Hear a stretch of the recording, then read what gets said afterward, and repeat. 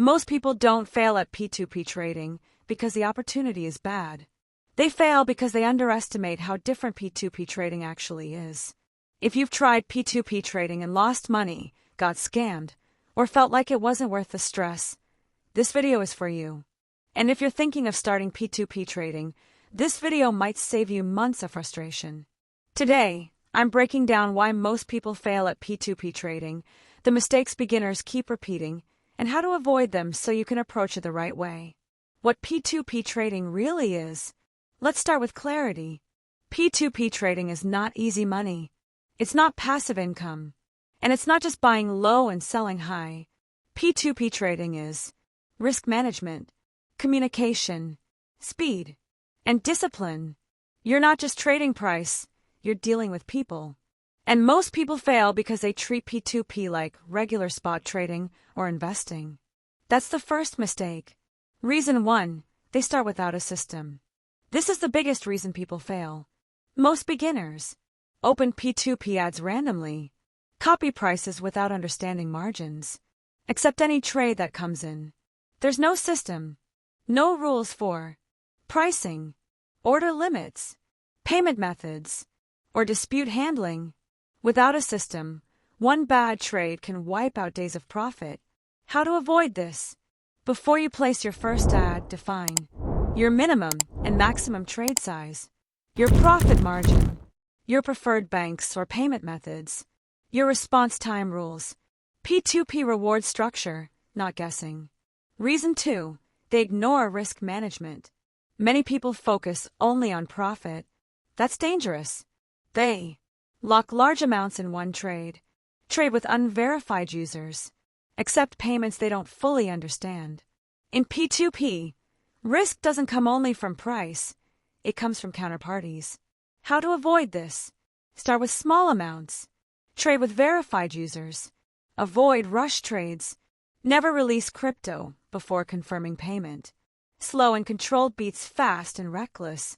Reason 3, they don't understand their local market. P2P trading is local. What works in one country might fail in another. Most beginners copy strategies from Twitter, YouTube, Telegram groups, without understanding local payment systems, bank transfer delays, chargeback risks, market demand times. How to avoid this? Study your local market, peak trading hours, common payment methods, trusted banks, buyer behavior patterns. P2P success is about local knowledge, not global hype. Reason 4, they have poor communication. This one is underestimated. Bad communication causes delays, disputes, and unnecessary losses. Some traders don't respond on time, use aggressive language, don't explain payment instructions clearly. In P2P, communication is part of your edge. How to avoid this? Respond quickly and clearly. Keep messages professional.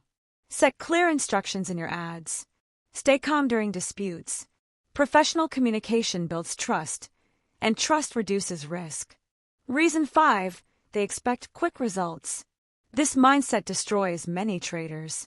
They expect daily profits, fast scaling, zero losses. When results don't come immediately, they increase risk, break rules, or quit entirely. P2P trading is a skill, not a shortcut. How to avoid this? Focus on consistency, not speed. Track every trade.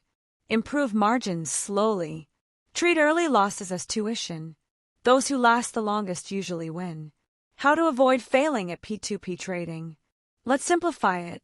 To succeed in P2P trading, build a clear system. Protect your capital. Understand your local market. Communicate professionally.